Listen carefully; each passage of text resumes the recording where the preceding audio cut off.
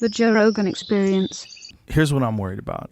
I'm worried that it's now been proven that someone with a lot of money who's outside the system can win and can actually become the president.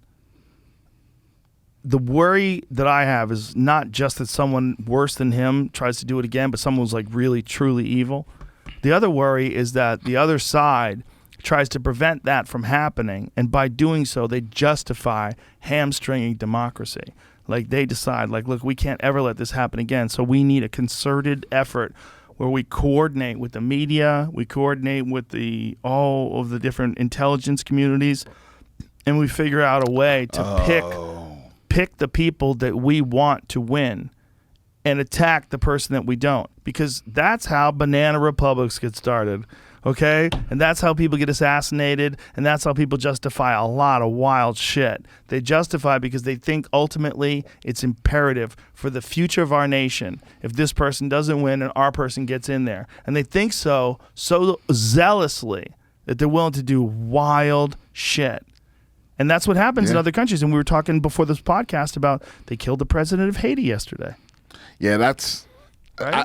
I'm when you said that, I'm so disappointed in myself, because I just feel like as a black person, when I hear black news from a white person, like shit that I should know, like I should have known before you that the president of Haiti got assassinated. Well, to be honest, I'm really up on assassinations. I follow all the assassination Twitter pages. And I'm on assassination Twitter. There's an assassination Twitter? I don't know. I'm just guessing. Oh, okay. I was going to say I'm missing out. I just pay attention to new shit. A squad of gunmen assassinated Haitian president.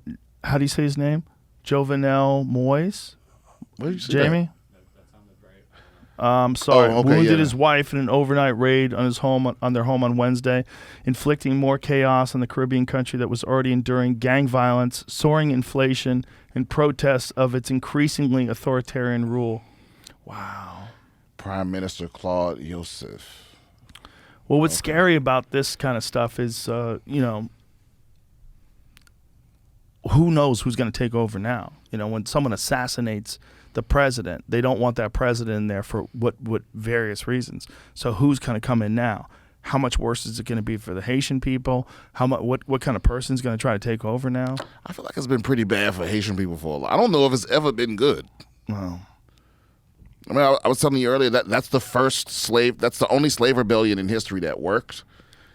It says, Bochit Edmond, the Haitian ambassador to the United States, said the attack on the 53-year-old Moise, I don't know if I'm saying his name right, Moise, M-O-I-S-E, was carried out by foreign mercenaries and professional killers, well orchestrated, and that they were masquerading as agents of the U.S. Drug Enforcement Administration. The DEA has an office in the Haitian capital to assist the government in counter-narcotics programs, according to the U.S. Embassy.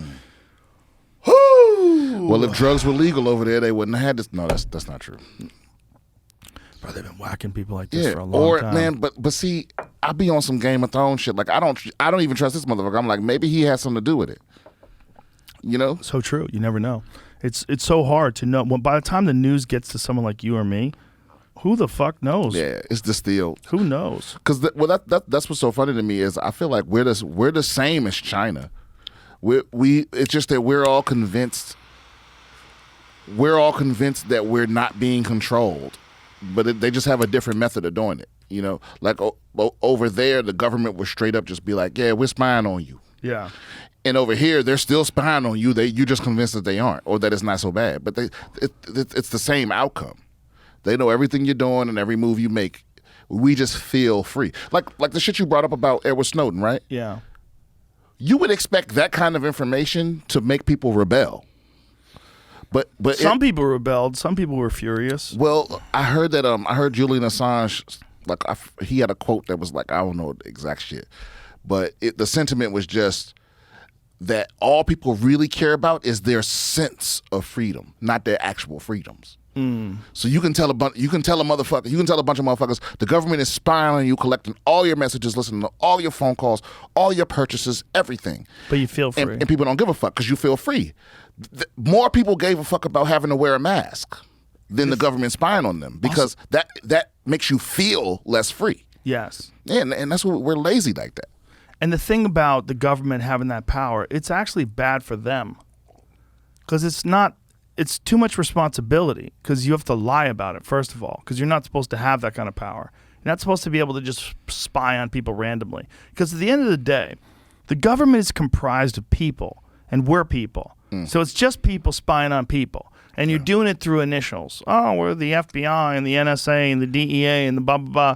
You're just people spying on people, reinforcing laws that were written down on paper by who the fuck knows who. And who the fuck knows if those laws are valid in 2021 anymore, with all the technology we have today, with the abilities to do things today are so much greater than what these laws were established about, like in the 1970s or 1960s.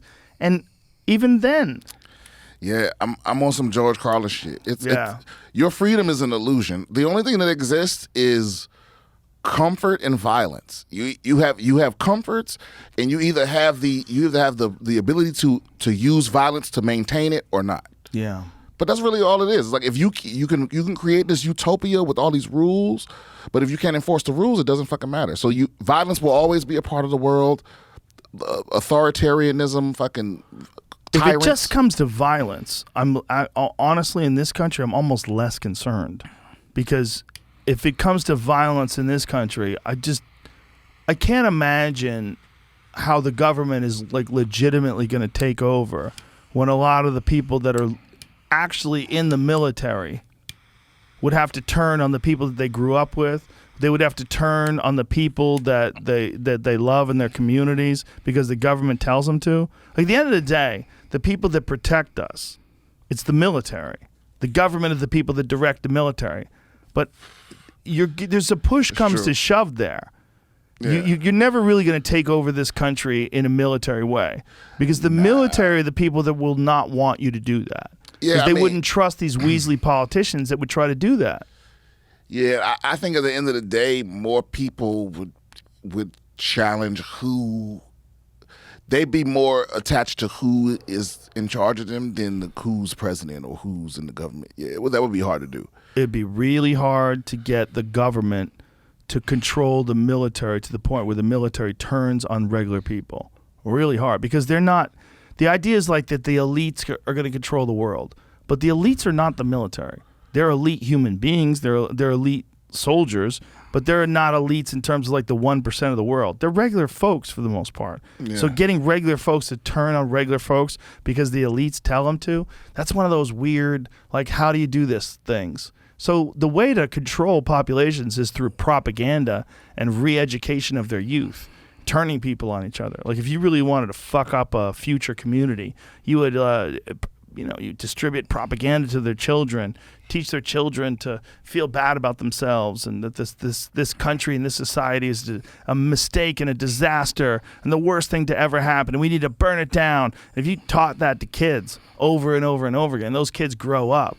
Well, you have a real shot at fucking things up, because you can ruin all of the structures that have kept societies together. And then if you accompany that with things like defund the police. Whoa, and we're not going to prosecute anybody for anything less than $950. Oh, well, that depends on what. Now you got open looting. Going. Yeah, you got open looting. You got chaos. You got cops scared to arrest people. You got elevated crime rates. Catch new episodes of the Joe Rogan Experience for free only on Spotify.